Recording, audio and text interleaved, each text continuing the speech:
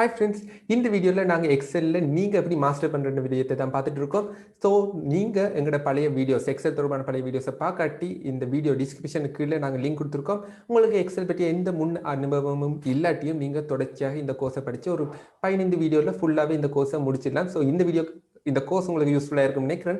அதே மாதிரி பார்த்தீங்கன்னா இந்த சேனலுக்கு எக்ஸ்பெக்டிவ் சேனலுக்கு இப்போ தான் நீங்கள் வாரீங்கன்னா மறக்காம இந்த சேனலை சப்ஸ்கிரைப் பண்ணுங்க. அப்படின்றத நாங்கள் தொடர்ச்சியாக போகிற ப்ரோக்ராமிங் வீடியோஸ் எல்லாத்தையும் உங்களால் பார்க்கக்கூடியதாக இருக்கும். சரி, வாங்க நாங்கள் டிரெக்டாக போயிடும். இந்த வீடியோவில் நாங்கள் என்ன பார்க்க போகிறோம்னு பார்த்தீங்கன்னா எக்ஸலில் இருக்கிற பிவோட் டேபிள் அப்படி ஒரு ஃபங்க்ஷனை பற்றி தான் பார்க்க போகிறோம். தச்சியில் நீங்கள் எங்களோட பழைய வீடியோஸை பார்க்கட்டி தயவுசெய்து அதை பார்த்துட்டு இந்த வீடியோக்கு வாங்க. அது பார்க்குறது எப்படி பார்க்கலாம்னு பார்த்தீங்கன்னா இந்த வீடியோ டிஸ்கிரிப்ஷன் இருக்குது. அந்த டிஸ்கிரிப்ஷன் கீழே பிளேலிஸ்ட்டுக்கான லிங்க் கொடுத்துருக்கோம். அந்த லிங்கை நீங்கள் கிளிக் பண்ணி பார்த்து கொள்ளலாம். சரி, வாங்க நாங்கள் டிரெக்டாகவே பிவோட் டேபிள்னா என்னென்னு பார்த்துருவோம். சரி, இப்போ பார்த்தீங்கன்னா இப்படி ஒரு டேபிள் உங்களுக்கு தந்திருக்காங்க. ஸோ இப்போ பார்த்தீங்கன்னா ஒரு கம்பெனி வழியாக போனீங்கன்னா இவ்வாறு உங்களுக்கு ஒரு டேபிளை தரலாம். இல்லை நீங்களே என்ன செய்யலாம்னு பார்த்தீங்கன்னா இப்போ ஒரு டேபிளை நீங்கள் என்னென்ன செலவாகிருக்கு, இப்போ மெயினான எக்ஸ்பென்சஸ் எந்த ப்ரொஜெக்ட்டுக்கு செலவாகிருக்கு அப்படி ஒரு டேபிள் ஒன்று தந்து வச்சுருக்காங்க. இந்த உதாரணமாக பார்த்தீங்கன்னா இப்போ முதலாவது வந்து வென்யூ காஸ்ட் எந்த ப்ராஜெக்ட்டுக்கு செலவாயிருக்குன்னு பார்த்தீங்கன்னா ஐஆர் போலா அப்படி ஒரு ப்ராஜெக்ட்டுக்கு செலவாகிருக்கு. ஸோ அதே மாதிரி ஒவ்வொரு என்னென்ன ப்ராஜெக்ட்டுக்கு என்னென்ன செலவு, ஸோ இப்படி ஒரு சார்ட் மாதிரி உங்களுக்கு தந்திருக்காங்க. ஸோ இப்படி வச்சு பார்த்துட்டு இருக்கும்போது ஒரு ஆள் வந்து கேட்குறாங்க, அதாவது இந்த வெஸ்ட் ஸ்கேட் டே இந்த டேல என்னென்ன செலவு வந்திருக்கு. ஸோ இப்படி பார்த்தீங்கன்னா உங்களுக்கு தெரியுமா, இங்கே ஒரு செலவு இருக்குது, சரி இங்கே ஒரு செலவு டெக்கரேஷன் செலவு வந்திருக்கு.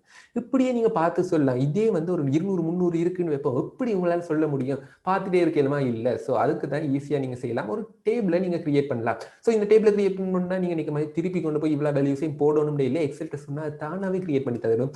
இதுக்கு நீங்கள் செய்ய வேண்டிய வேலை என்னன்னு தான் இந்த வீடியோவில் பார்க்க போகிறோம்.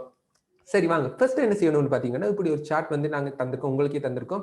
அதாவது நீங்கள் ரெஃபரன்ஸ் மெட்டீரியல் டவுன்லோட் பண்ணாட்டி இப்போயே டவுன்லோட் பண்ணுங்க. அது எங்கே இருக்குன்னு பார்த்தீங்கன்னா இந்த வீடியோ டிஸ்கிரிப்ஷனுக்கு கீழேயே ரெஃபரன்ஸ் மெட்டீரியல் இருக்கும். அதில் போய் நீங்கள் கிளிக் பண்ணி டவுன்லோட் பண்ணலாம். அதில் ஹெச் ஃபைலுக்கு வந்துருங்க, ஹெச் ஷீட்டுக்கு வாங்க. ஹெச் ஷீட்டில் தான் இது இருக்குது.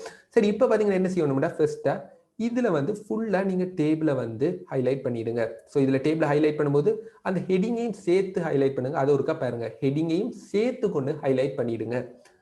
சரி, இப்போ நான் ஹெடிங்கை சேர்த்து ஹைலைட் பண்ணியாச்சு. சரி, இப்போ இந்த ஹெடிங்கை சேர்த்து ஹைலைட் பண்ணியாச்சு. அடுத்தது என்ன செய்ய போகிறேன், பிவோட் டேபிள். ஸோ அது எங்கே இருக்குன்னு பார்த்தீங்கன்னா இன்செர்ட் டேப் இருக்குது, அதில் வந்து பிவோட் டேபிள் இருக்குது. ஸோ அது ஒருக்கா கிளிக் பண்ணுங்க. ஸோ இதை கிளிக் பண்ணி உடனே அவன் தருவான் செலக்டட் டேபிள் ஓர் ரேஞ்ச். நாங்கள் ஏற்கனவே செலக்ட் பண்ணிட்டோம். ஸோ அவன் தந்திருக்கான், அந்த ரேஞ்சை தந்திருக்காங்க. ஸோ அது அப்படியே இருக்கட்டும். சரி, இப்போ அடுத்தது பார்த்தீங்கன்னா இதில் வந்து சூஸ் வியா you want the pivot table report. சரி, இப்போ இந்த பிவோட் டேபிள் எங்கே வரணும், அதாவது இந்த ஷீட்லேயே பக்கத்தில் வரணுமா? சரி, வரலாம், தப்பு இல்லை. ஆனால் நாங்கள் இதுக்கு நியூ ஒர்க்கிங் ஷீட்லேயே போட்டுருவோம். அதாவது இன்னொரு எச்எம் மாதிரி இன்னொரு ஷீட்டில் அது வந்து இன்னும் ஈஸியாக இருக்கும். இன்னொரு இந்த இதுக்கும் அதுக்கும் சேர்த்து கிளம்ஸியாக இருக்காமல் நாங்கள் தனித்தனியாகவே வச்சிருப்போம். ஸோ இப்போ என்ன செய்யலாம், நியூ ஒர்க் ஷீட்லேயே நான் கொடுக்குறேன். கொடுத்துட்டு நீங்கள் ஓகே கொடுத்தா சரி. ஸோ இப்போ புதுசாக ஒரு ஷீட் உருவாச்சு, ஷீட் 3 வந்திருக்கு. சரி, இப்போ பார்த்தீங்கன்னா இதில் பிவோட் டேபிளில் பார்த்தீங்கன்னா 3 வகையாக அவன் தந்துருக்காங்க. ஏன்னா நாங்கள் 3 டாபிக்ஸ் தான் வச்சிருந்தோம், எக்ஸ்பென்ஸ், ப்ரொஜெக்ட், அமௌண்ட். ஸோ இந்த 3 டாபிக்கும் இருக்குது. எது எங்களுக்கு தேவை, டேபிளில் எல்லாத்தையும் இல்லாமல் போடலாம். ஆனால் இப்போ எனக்கு தேவை என்ன, எந்தெந்த ப்ரொஜெக்ட் டைப்பில் எவ்வளவு செலவு. ஸோ என்ன செய்யறேன்னா ஃபர்ஸ்ட்டு நான் ப்ரொஜெக்டையும் அமௌண்ட்டையும் கொடுக்குறேன். சரி, இப்போ பாருங்க ப்ரொஜெக்ட் வந்துட்டு எவ்வளவு இருக்க போகுது.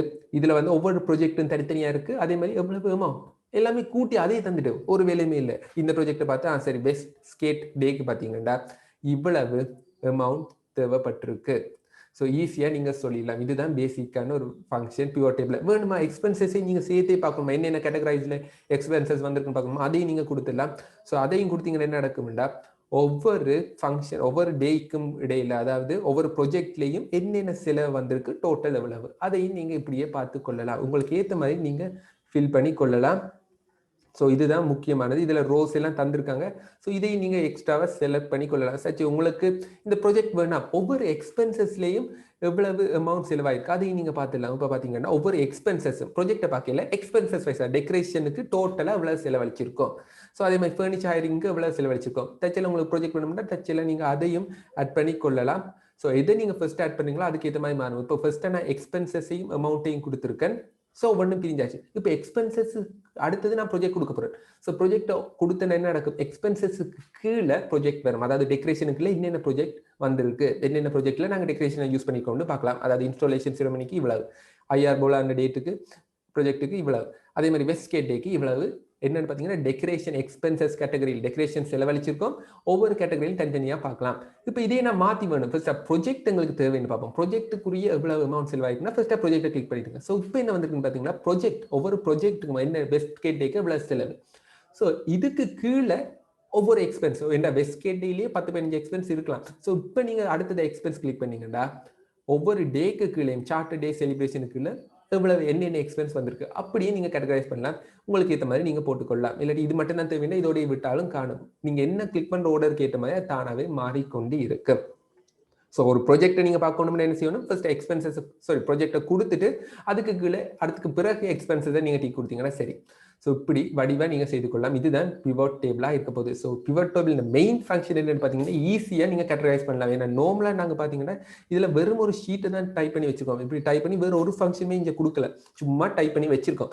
இதுல இருந்து நாங்கள் எக்ஸ்ட்ராவாக ஃபீச்சர்ஸ் எடுக்கணும்னா ஈஸியாக நாங்கள் கேட்டகரைஸ் பண்ணி எடுக்கணும்னா அதுதான் உண்மையான ஈஸி வேயாக இருக்க போகுது. ஸோ நீங்கள் ஒருக்க இந்த ஷீட்லேயே ட்ரை பண்ணி பார்க்கலாம்.